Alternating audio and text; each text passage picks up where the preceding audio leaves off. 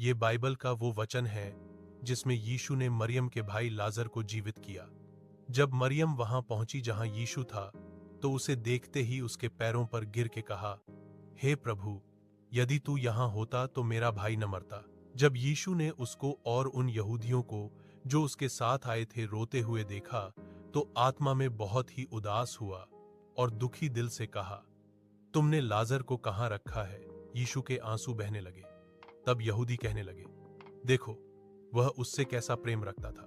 परंतु उनमें से कुछ ने कहा, क्या यह जिसने अंधे की आंखें खोली, यह इतना भी न कर सका कि यह मनुष्य न मरता? यीशु उदास होकर कब्र पर आया। वहां एक गुफा थी जहां लाजर को रखा था, और एक बड़ा पत्थर उस गुफा के बाहर था। यीशु ने कहा, पत्थर को उठाओ। तभी उस मरे हुए की बहन मार्था उससे कहने लगी, हे प्रभु, उसके शव में से अब तो बदबू आती है, क्योंकि उसे मरे हुए 4 दिन हो गए।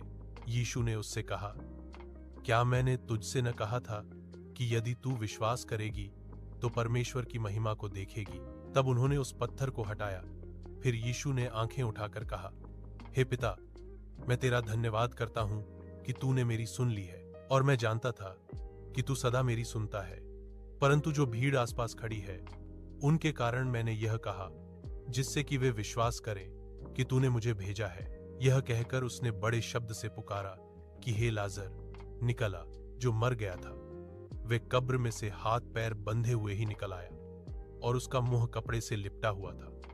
तो यीशु ने उनसे कहा, उसे खोल दो और जाने दो। तब जो यहूदी मरियम के पास आए थे और उन्होंने उसका यह काम देखा, उनमें से बहुतों ने उस पर विश्वास किया। अपने विश्वास को परमेश्वर पर बनाए रखे। आप भी अपनी परीक्षाओं में से जीवित बाहर आने वाले हैं। आमीन। हर रोज परमेश्वर का वचन सुनने के लिए